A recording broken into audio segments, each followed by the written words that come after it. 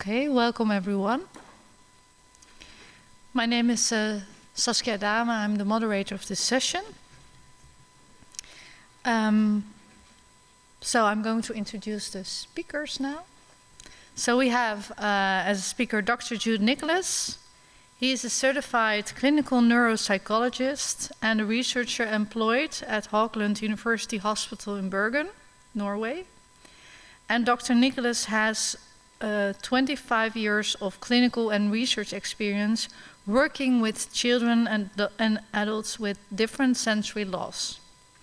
He has a long-standing interest in toxic conditions, genetic syndromes, and neurological conditions involving sensory impairments and cognitive functions. He is the author of several articles and book chapters on these topics. His current research investigates the neuropsychological functions of brain-related visual and auditory impairment and the pragmatic understanding of how the tactile system functions, particularly in persons with deafblindness. Our second speaker is Chiara Somers. She works as an educational psychologist at Royal Kentalis School Raphael in the Netherlands. This is a school for special and secondary special education for children with deafblindness aged 3 to 20. And besides her experience as an educational psychologist, she also has 6 years of experience as a teacher in providing education to students with deafblindness. In 2020-2021, she successfully completed the Master Deafblindness at the University of Groningen, in which she conducted her research on the topic tactile cognition in outdoor activities that is presented today. Okay, welcome speakers. Thank you, Saskia, for this introduction. Good afternoon, welcome, and thank you for attending this workshop about enhancing the bodily tactile cognition of a child with congenital deafblindness in an outdoor activity. As Saskia just told me, the basis of my presentation is my master's thesis, which I conducted 2 years ago. And I would like to start this workshop with a little game. I have like a bag with me, and who wants to volunteer? Who wants to come forward? And feel in this bag what's in it and just describe what you feel. And then I would like the rest of the audience who can guess what she is feeling. So who wants to volunteer? I'm standing. Ah.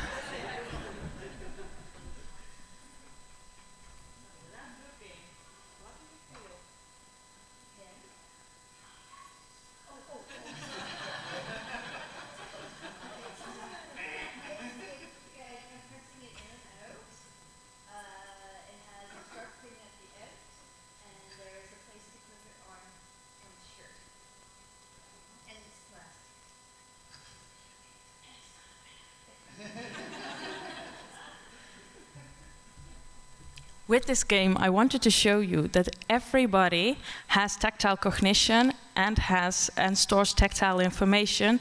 So just by touching something without looking, we could tell what it is.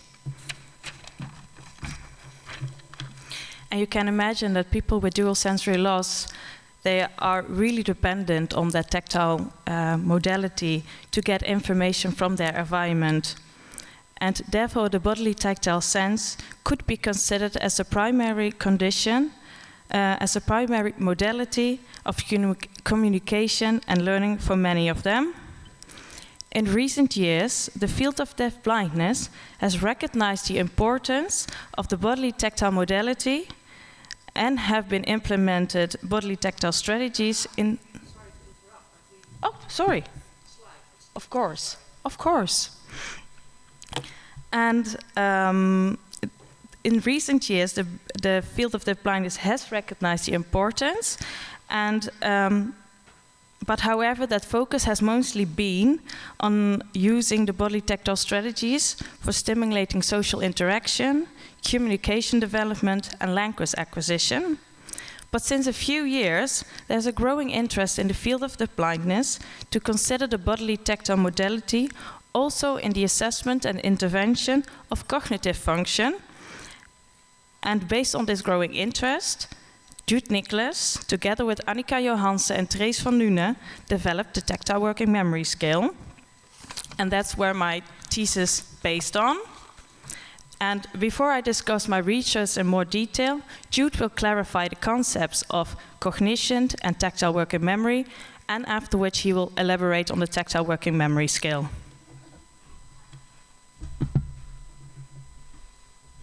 Okay, thank you. Thank you for the introduction, and Saskia, and of course my colleague, for giving the introduction to this topic today. I'll just very briefly say something about the cognitive functions in the tactile modality, right? As it says here, well, working memory is seen as a very fundamental central function in cognition. We are still learning to understand it in different conditions.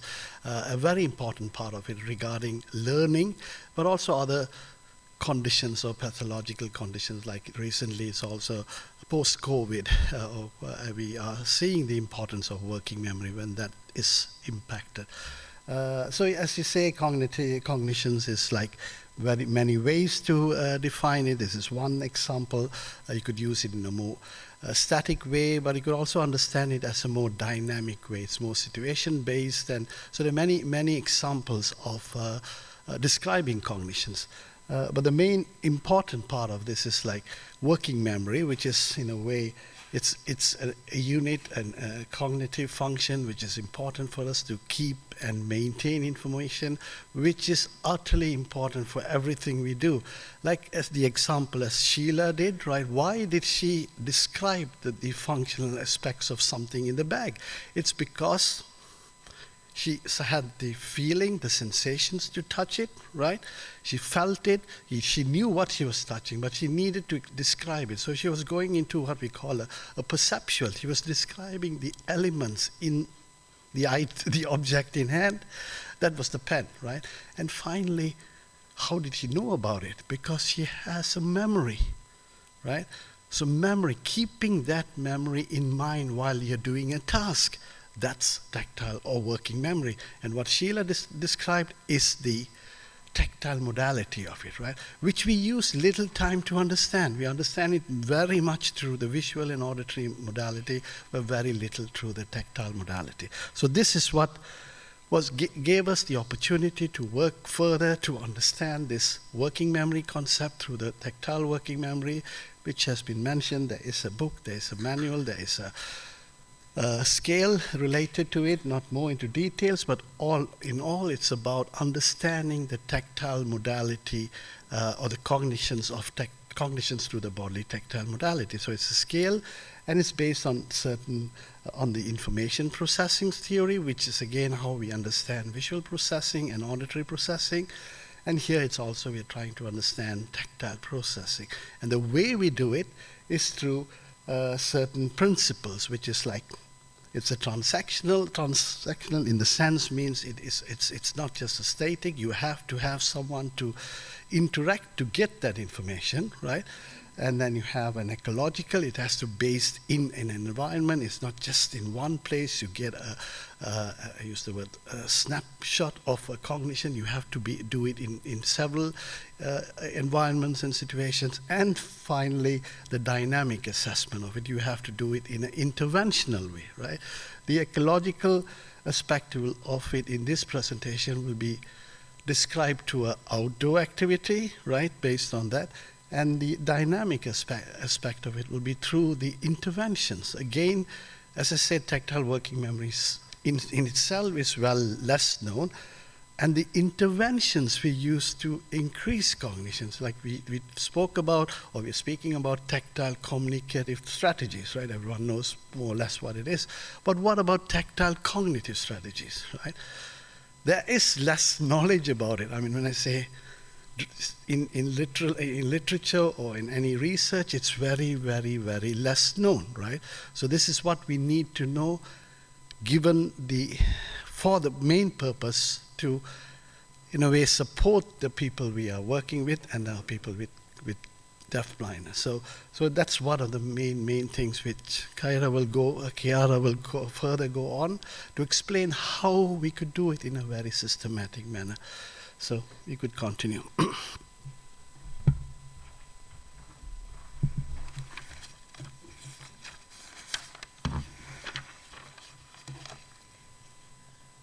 Because besides being an assessment instrument, the Tactile Working Memory Scale also describes intervention strategies that we can use to improve tactile working memory. And one of those is optimizing the physical and social environment within the bodily tactile modality, but also mediating learning strategies with a bodily tactile modality. And that's the one, as a teacher, I was really curious about. What can I do as a teacher to improve the cognition of the children in my classroom? And I found out in the manual of the Tactile Working Memory Scale that there were 3 types of learning strategies. You have the perceptual learning strategies, and they enhance the tactile perceptual learning. The social cognitive strategies, they facilitate keeping track of a various amount of social information. And the third one, the cognitive strategies, which increase the awareness of own strengths and learning styles through improved conscious control or learning. And you can see on the slide that the last category, the cognitive strategies, can also be divided in 3 groups. The firstly, strategies for enhancing the link between working memory and long-term memory. Secondly, strategies for enhancing working memory and learning. And lastly, strategies for exercising attentional control and organizing learning.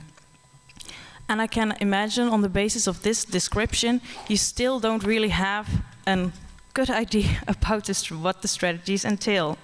So that's why I want to take you through the different strategies that are described. The first group are the long working memory strategies. The first one is the categorization strategy, and that's organizing information in categories. You can think about like naturalistic classification, like birds. You can classify them.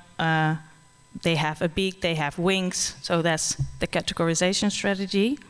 You have the association strategy. That's a strategy that already known information is linked to new information. For example, if you touch, you're going to exploring a bush, you feel like, oh, it has things like a tree, but it's not the same as a tree. It feels like a wall, so in your head it becomes a tree wall. And the third one is the chunking strategy, and that's dividing the information in little pieces. We all know how, as we give our phone number, that we do it we give it in little pieces, so that you can see as a chunking strategy. The fourth one is the retrieval cue strategy, and that's providing a cue, so you can help the student to get information out of the long-term memory. And you can do that, for example, by finishing a sentence. For example, if I say the American president at that time was Barack, and then you would say Obama, right, Obama. So I got that information out of your long-term memory. Then you have the narrative memory strategy, and that's giving words to what you are doing. So when you're doing an activity, you give words to it. And the last one is the method of Loki strategy, and that's, for example, helping a person to get an overview of like a room, for example, to get a mental map of where the tables are and where the other stuff in the classroom, for example, is. Then you have 2 maintenance cognitive learning strategies, and that's the rehearsal strategy. That's, I think, a very obvious one. What that means, you're rehearsing things over and over again. And you have the error handling strategy, and that's in the situation you correct something. For example, you see a student making a sign and it's not completely correct. In the bodily tactile manner, you correct the sign so the person can feel how the sign should be made. Then you have, lastly, the metacognitive learning strategies. And the first one is metacognitive conversation. And that's a strategy where you ask like reflection questions so the person can think about his thinking. And the last one is prospective memory strategy, and that's remembering to perform an act at a certain time. For example, when you come from work, you have to go to the grocery store to buy bread, because otherwise you wouldn't have bread at the next morning. So you have to remember, okay, at the traffic lights I don't need to go left, but now I need to go right. So that's the prospective memory strategy.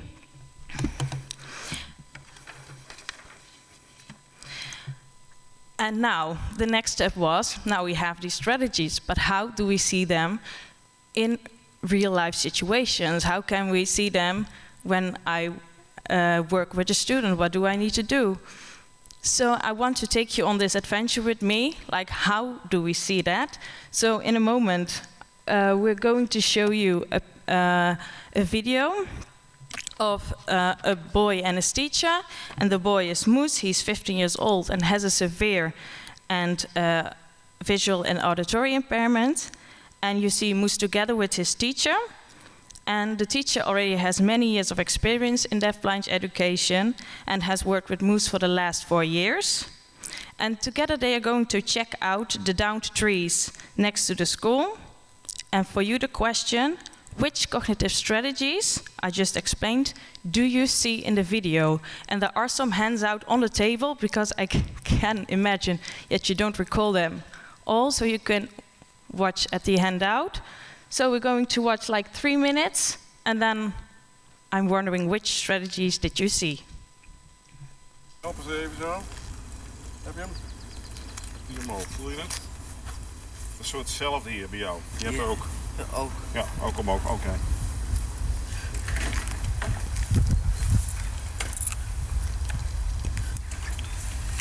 Is goed? Goed. Oké. Oké. Hey, Moes.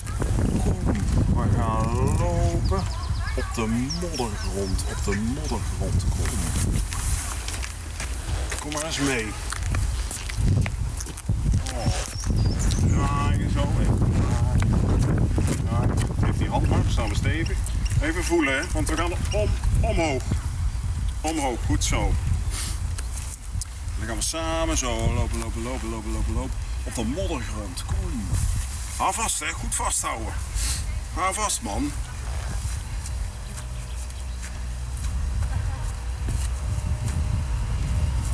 Gaat het goed? Goed. Goed zo. Gaan we lopen, hè? Op de moddergrond.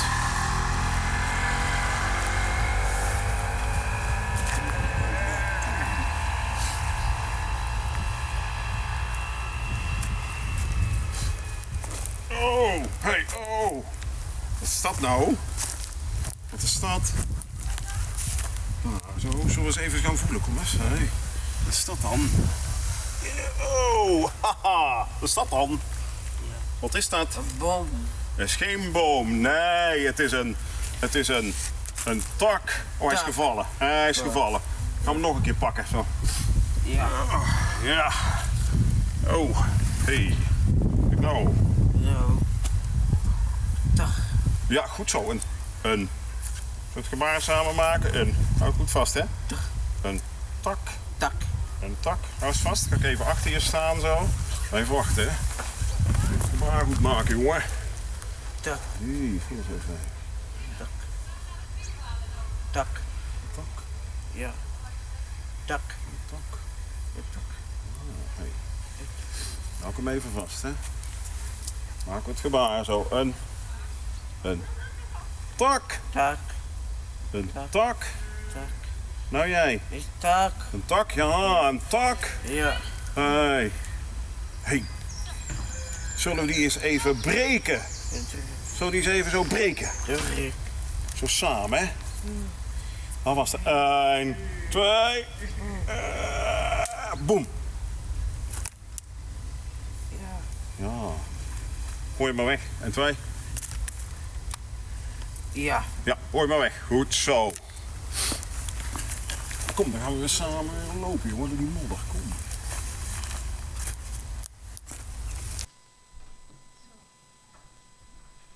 So now the question from me to you. Which strategies did you see? And after, I'm also curious, how was it doing, this assignment, to looking for the cognitive strategies?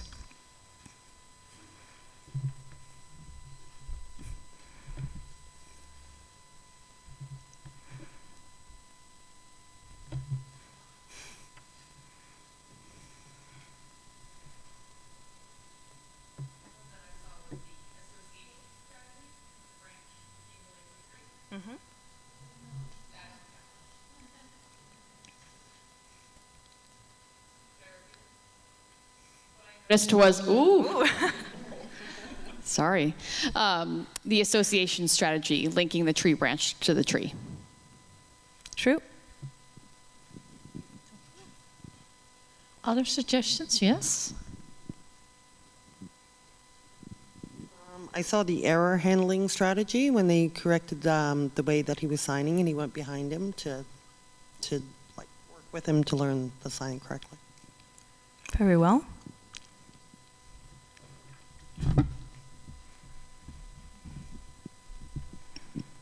Perhaps also the narrative memory, because he made a story of it and given.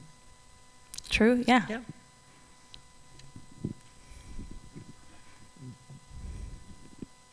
Maybe the low-key strategy when together they stepped up the stoop, the edge of the road up to where the field was. That one I didn't check in my taste, but still we have not a very good idea of how everything looks like. So maybe it could be a method of low-key strategy. Yeah. Oh, Jude. And I think I also saw the retrieval cue strategy when the teacher asked, so what is this? And he said, it's a branch. So he didn't say the word, the teacher, and he already knew it. Yeah. Yeah, and that's the retrieval cue strategy. Yeah. Oh, sorry. First you and then you. I think I saw the rehearsal strategy with the zipper at the beginning and also the throwing away the branch. Mm-hmm.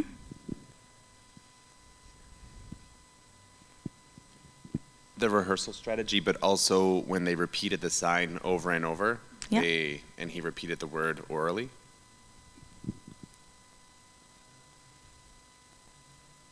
Okay. Thank you. Really Yeah. good. Really good.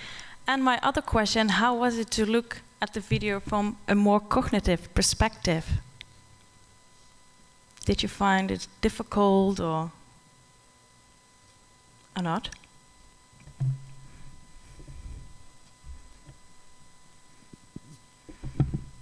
All the time I was hoping he was going to relate the trench to the tree. That's the only thing what I missed, but it was a beautiful video.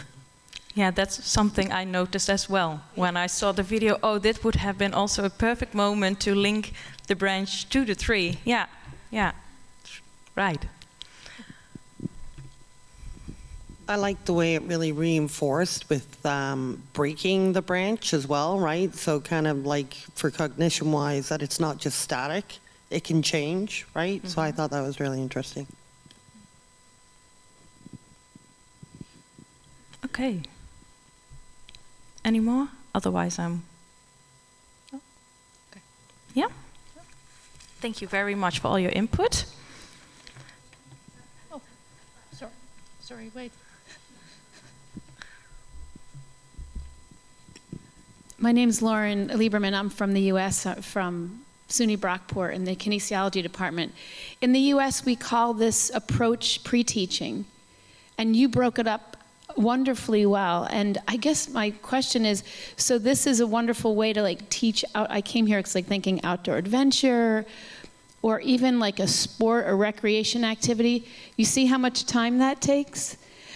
One of the things we're running into is, when do we use this strategy? Like, how do we have that time to go through all this before a new unit or a new activity?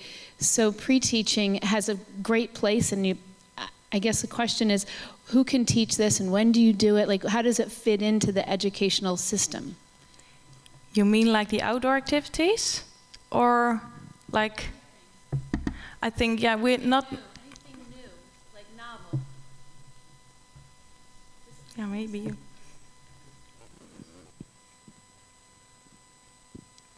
Yeah, I mean, that's the main issue. The first one is like, how are we going to do it through the tactile modality, right? We are learning it through the tactile modality, and we have to, in a way, repeat things or try to help the person or support the person to remember things. So yes, we have to set up time for it, right?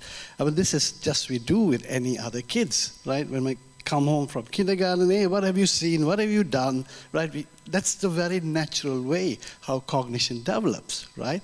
You give time. I mean, and sometimes you say, I don't want to talk about it, but next time you you remember the things. Timing is important, right? All the things we do in a natural way to enhance cognitions in any child. We do it in a visual and auditory modality. Hey, what did you see? Oh, told what and what. But how do we see this in a tactile modality, right? It's only video observation, so we could see it, right?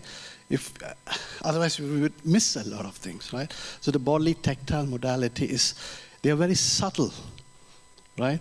You need to pick them up exactly. Someone said, like, connecting it to the branch to the tree, right? So those are the subtle things. So, but you are hitting something very important, right? How do we put this into the link, the classroom, not just and this is what we will be working on, but I think I'll give time more to, but thank you all for your remarkable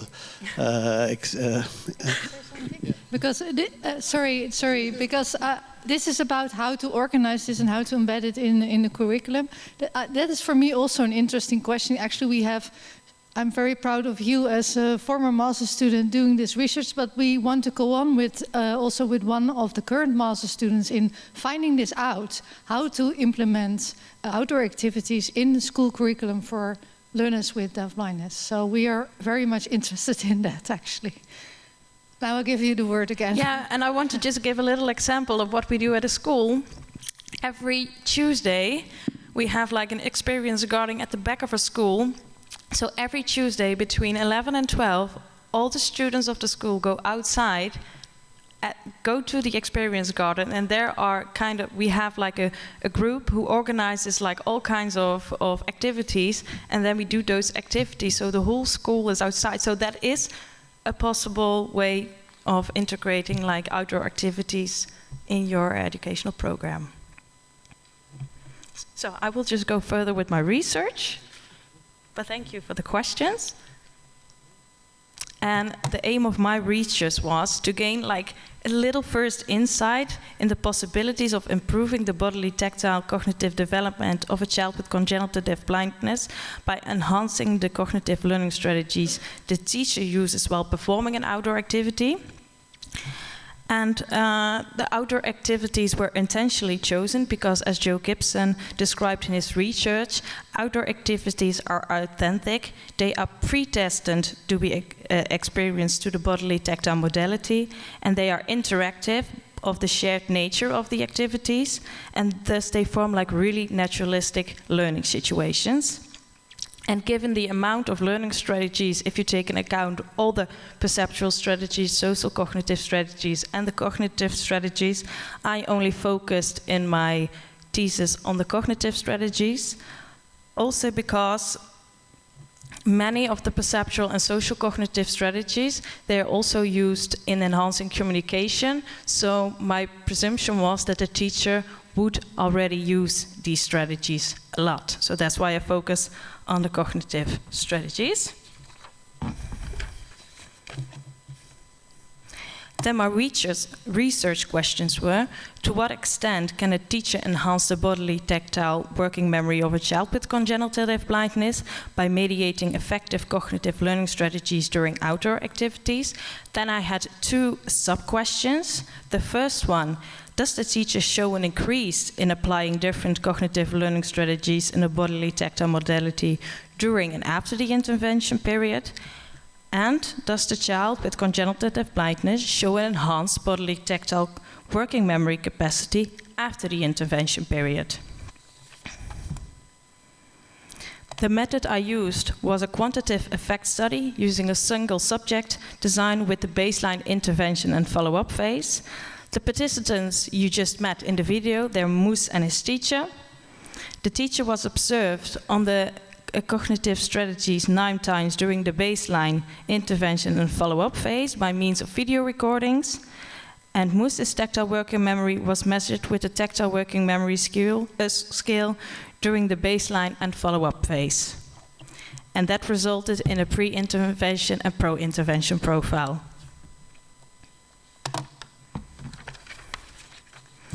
The study was conducted at a school for children with deafblindness in the Netherlands, and all the observations of Moes and his teacher took place in a natural learning situation, an outdoor activity in the immediate surrounding of the school.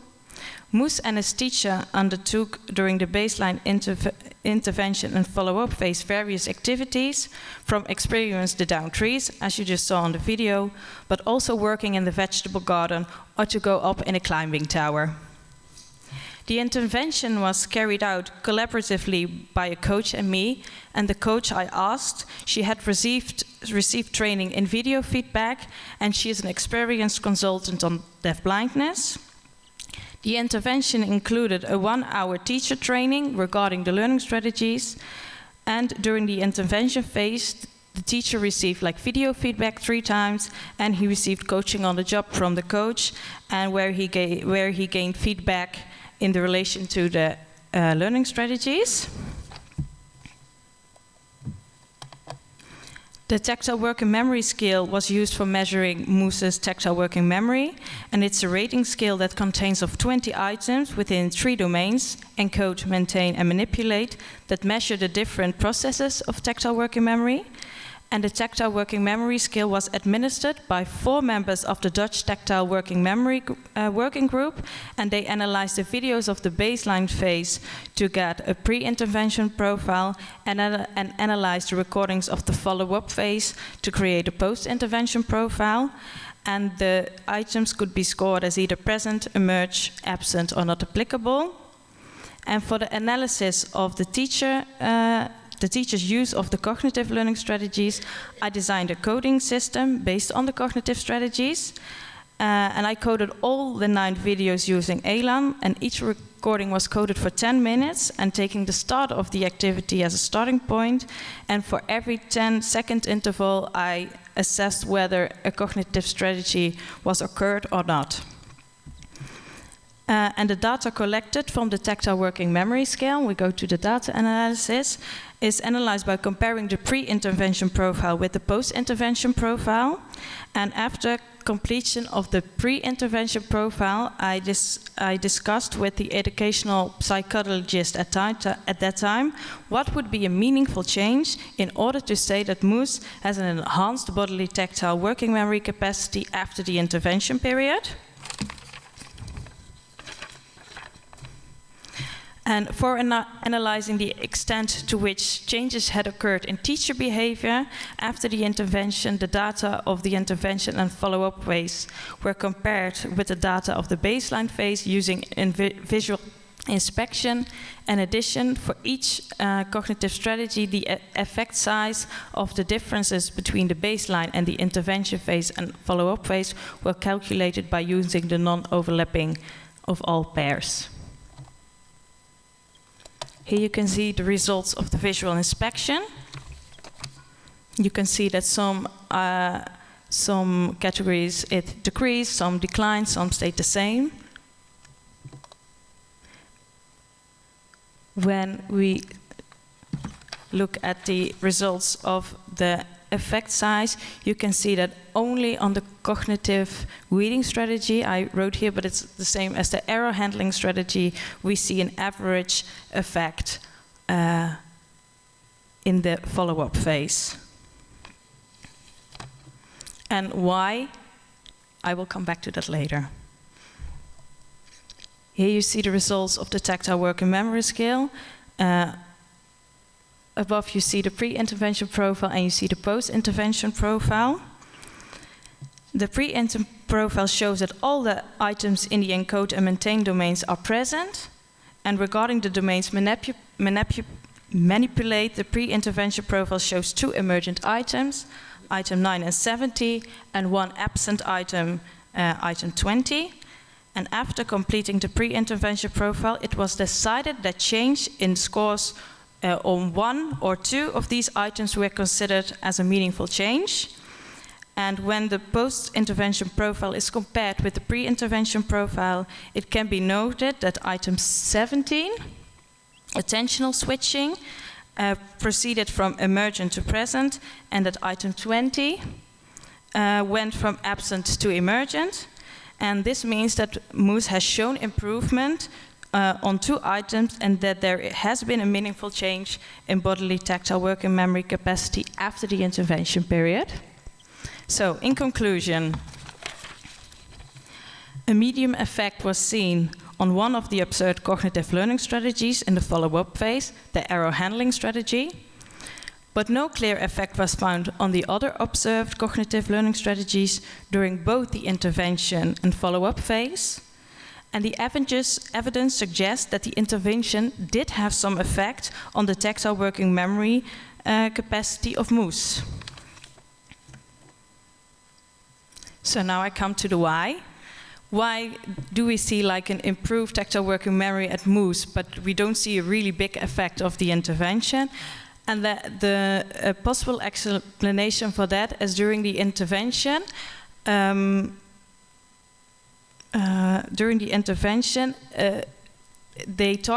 coach and the teacher talked a lot about giving space and time for moose to take initiative, to explore, like in the bodily tactile modality, and that's a perceptual strategy and not a cognitive strategy.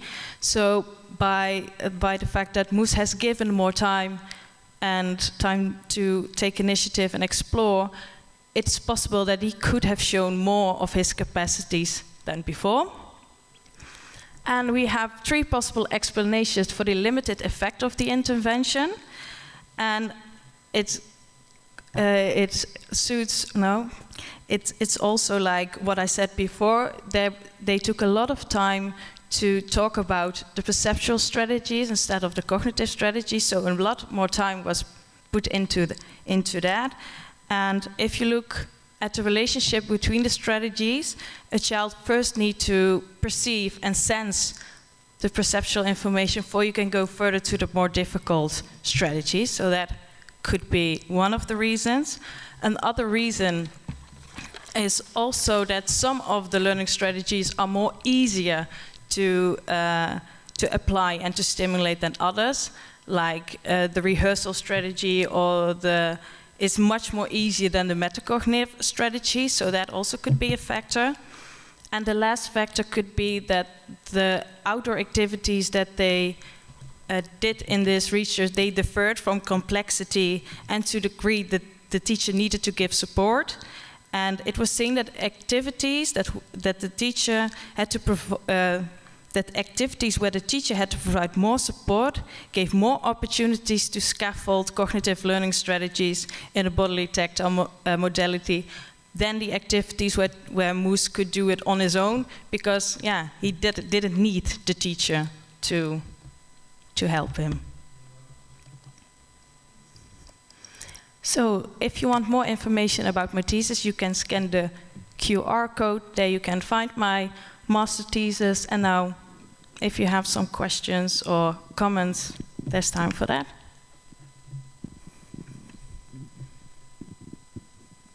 Are there any questions and comments? Yes.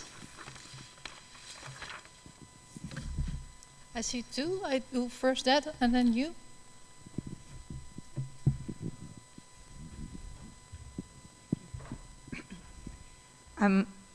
Just a question about what type, when you gathered the videos, how many videos did you have, which settings did you determine you wanted certain settings in the videos, and did you determine if you would like to see certain activities, for instance, independent, or for instance, interaction, or for instance, a more complex situation, or I wonder what type of settings and activities in videos you choose or asked for before you did the pre-intervention scoring of the scale.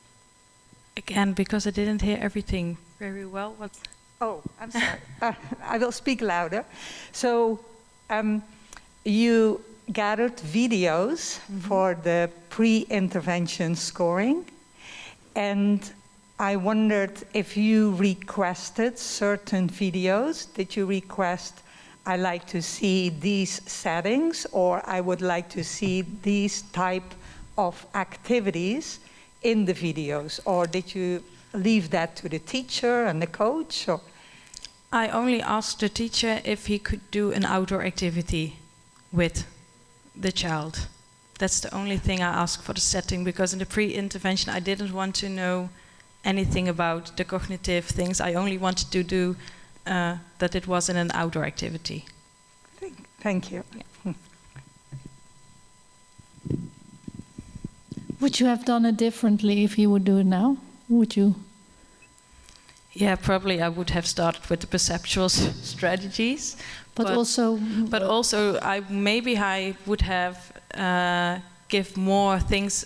The outdoor activity should that they all like the same kind of complexity. Or now it was so different that I have a question about the working memory scale in general. I'm curious, when do you decide to assess with the working memory scale? Do you do it with every children at a certain age, or is it for certain questions? Yep. Yeah, I thank you for the question. It's like, again, how do you understand working memory? Working memory is a very central function regarding communication, learning, language learning. So it's a part of, like, not when, but how could you do it in many situations, right? It's, again, not just assessing, as I said, it's about finding the right interventions, right? So if you know already, I mean, if it's going to be learning, I mean, working memory scales have been done in language learning, and the only thing here is the tactile element of it, right? And many things have been spoken about, the perceptual strategies, but it's again, as Sheila did, what she managed to touch, feel, sense, percept, but she also had an idea of what a pen had in her mind, right? And it was much easier, quicker for her to do it, right? For a person who's deafblindness, needs time to get this information before they could make a picture, a memory of things, right? So often we call this the bottom-up principle or the top-down. Sheila was doing a top-down. She immediately knew what she was touching. Just minutes, just seconds. She put her hand in and she knew the answer. So the question here is, like, we could do it in many situations. I would like to have tactile working memory in every curriculum. I mean, talking very broadly. It's a very central element of learning. So anytime you're talking about learning, you could use that. And then again, more specific on the bodily tactile modality, right? So it's as the question was asked earlier, could we do it in many situations? Yeah. And again, how do you do it? So my answer is yes, if possible. And as developer of the scale, did you formulate any criteria for who you can apply this? Are there any criteria formulated for your target group? Who could use it? You mean the person? Yeah, I mean, we had some supervisor training programs for people who could learn to use it, but then on the next level, it could be done for money. It's not a tool just for certain professionals. No, I mean for the participants, because that's why she asked it. I think that's what you mean, eh? She wants to know if can you apply it to all sorts of people with deafblindness, congenital blindness? Does it matter what age they have? Or across the developmental age, yes, not only for children but for adults, right? So maybe that's what you're asking. Sorry, I missed that. Yeah, it's across the whole range of. It's not based on age related. So there's no cutoff point saying that if it's an age based. It's more based on finding, is it an absent, is it present, or it's emerging, and from there onwards we put in an intervention effort.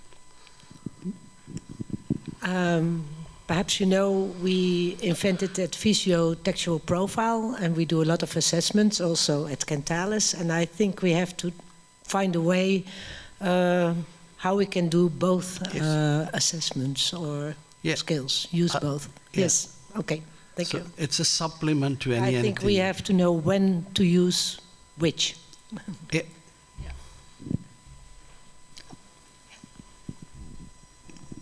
It's Lauren Lieberman again. Just wanted to ask, this is amazing. I'm just wondering if you tested any generalizability. So we saw him with one branch.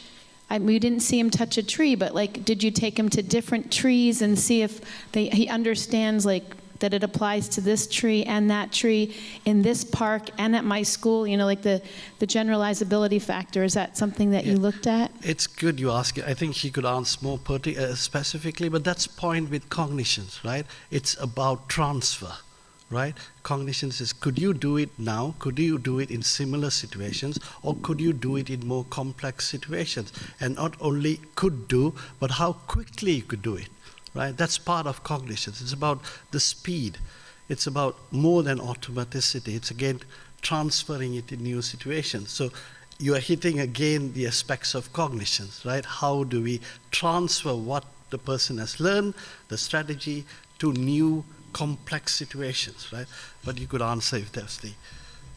Yes, he did. Later in the video, they went to the tree when they were standing, but also with the trees who were downed. So the teacher let the student feel like, oh, here it's cut, and they did it with the saw. So that's later on in the video. But it was too long to show you here. But yeah, they did. I'm sorry to say, but we are at the end already time-wise. I feel that there's lots of discussion that we would like to have together, but of course they are still here for the rest of the conference, so just looking at the script, because that's my job for today. So, so thank you very much, Jude and Chiara. You had a wonderful presentation, and it was so very interesting.